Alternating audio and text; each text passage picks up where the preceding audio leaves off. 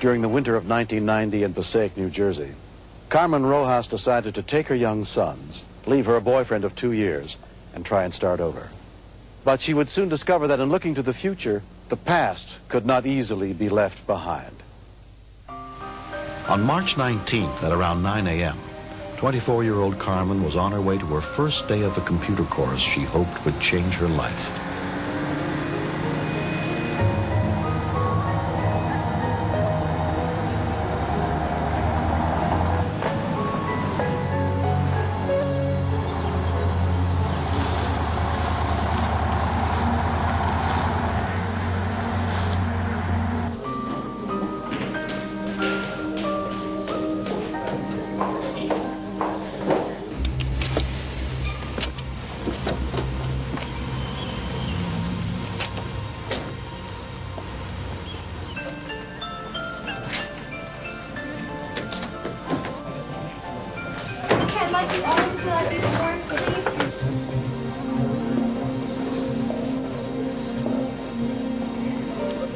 Among the students in attendance that day was Santa Rios. It was just about 5 minutes that we were in the classroom already, and then all of a sudden this guy walks up to the door. Excuse me, I'd like to speak to Carmen Rojas. We could tell that there was trouble because the minute she looked at him, she looked like, a guy is going to kill me. Just 1 minute at a time. That's all I need. And the teacher goes to him, "I'm sorry, sir, you have to get out of the classroom. You can't be here." You just leave, please. We all thought the same. He's going to start shooting just to catch anybody. Oh, you should. Come home, Carmen. Put the gun down, Charles. As students fled the classroom, someone called the Passaic Police Department for help. Where is this? Captain Arthur Gennaro was one of the officers who headed to the scene.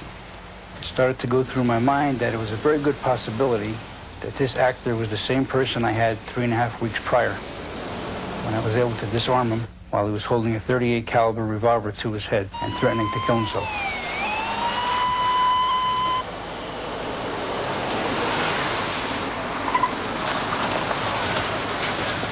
We had 2 or 3 officers from Passaic on the roof, and the Passaic County Sheriff's Department sent their own SWAT team. When Police Chief Victor Jackalone arrived, he joined a hostage negotiating team already in place. Knowing that he had that revolver cocked and ready to fire, I mean, even the slightest surprise, and that woman was dead. Captain Gennaro arrived at the school within 10 minutes. I notified my dispatchers that I was going to the scene because I felt that I had some type of rapport with the man and could possibly talk him out of the situation again. See if I recognize my voice. I looked through the glass in the door at the reflection, and I observed where Charles was and the hostage. Charlie? Charlie, this is Captain Gennaro. You remember me? Charlie, 3 weeks ago up on Monroe Street?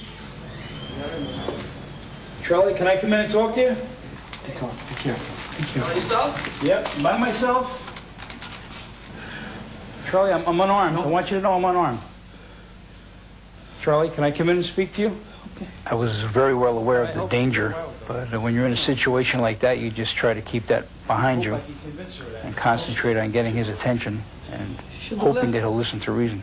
Charlie, She loves you. She loves you. Can I say, Charlie?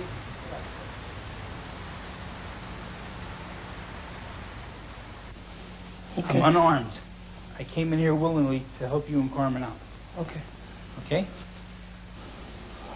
Seeing him in the classroom, it was a different Charles. I'm here to help you and Carmen. I want to see us back together.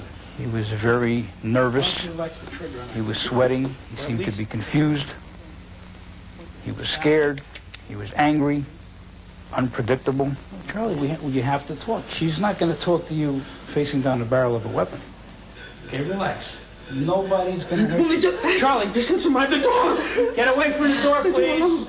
He'd be quiet and crying and caring 1 second, and the next minute he'd be yelling and very angry and violent. Look, she's scared. Look at her. She's shaking. She's crying. I believe that he realized I was looking for an opportunity to grab the weapon from him. And I think that's why he asked me to end the conversation at that time and leave the room. Ask Charlie and he'll get me, okay?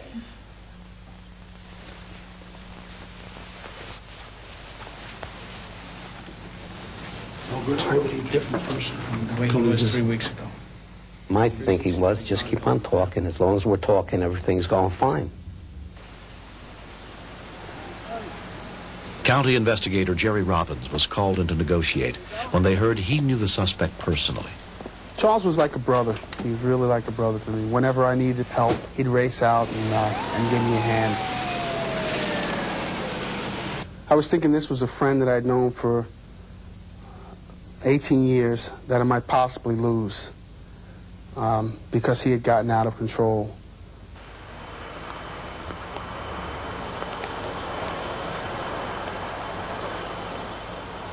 At one occasion, he did see the Passaic County SWAT team moving on the roof. He got highly agitated and upset. And he demanded that they come down from the roof, or he wouldn't talk to anyone. So what we had to do was pull everybody off the roof at that time. I basically see any hostage situation as a very serious situation. This was a little more intense because I did know Charles personally. I knew about his martial arts background. I knew he did have fast reflexes. I just knew that someone could get hurt very seriously. Just be careful. Play it by ear. Don't do anything foolish. We don't want anybody to get hurt. In hostage situations, you have to roll with the punches. You have to go with the flow. You can't plan step A, B, and C. Different things happen, and you have to be able to respond to those things that happen. Charlie, Charlie, easy, Charlie. Hey, easy, Charlie. No. He said to me, Jerry, just be careful. He says, this is a loaded gun here. I said, Charles, listen, hey, I'm not trying to be a hero here. I just want to talk to you. Hey, I know how you feel. I'm with you, Charlie. No. Yeah. Hold it, Jerry. Hey, Charlie, listen, just lower the hammer, okay? I was very worried. Because although I'd known him for 18 years, this wasn't the same person that I had known. He had changed so much, seemingly, almost overnight. Anything could have happened. You know what's better than me about the relationship between you and her? I know how much she means to you. What's going to happen? I knew I had to get my hand on the revolver so that even if he did pull the trigger, it wouldn't go off, and point in a safe direction. That's all I'm asking you to do. Do it for me, all right? Just do that. Yeah, I felt even if he touched the trigger, it could possibly go off, even accidentally. I said, just lower the trigger. That's all. That's it, Charlie. Okay. Take the finger out, the finger guard now, okay? Just hold it, man. I got it. That's it. Just load it.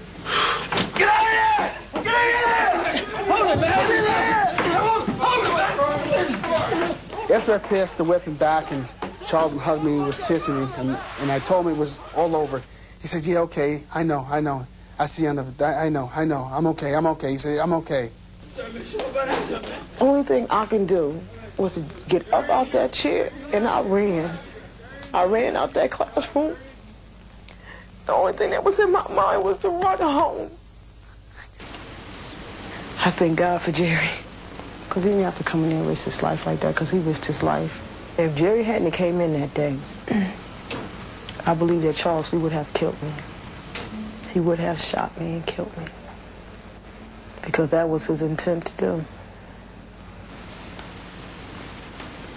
I've probably pictured that almost on a daily basis, how close a call this really was. It was a close call. And it could have gone either way. The suspect was convicted on numerous felony charges and sentenced to 12 years in prison. His case is currently on appeal. Jay will start another life, somewhere else. I don't think they'll be a threat, but it all depends on the type of person that comes out of there. You really don't know. Sometimes a worse person comes out than the one that went in. A more bitter person, and you really can't guarantee. I've been told that it was a half an hour that I was in the room talking to him, but it felt to me like it was hours. Every second felt like a minute. Every minute felt like 10 minutes. like that, relax. That's the worst situation I've ever been in. Carmen Rojas went on to complete the computer course. She is trying to rebuild a life for herself and her 2 young sons. I just live day by day. I deal with it day by day.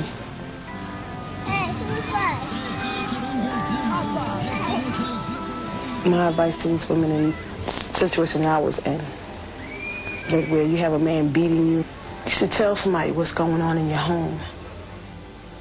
Never keep it a secret what's going on in your home. Go to your mother, go to your grandmother, go to your pastor. Don't let that fear stop you. Because that one time that you pick up that phone can save your life. You can escape it. I have, and you can.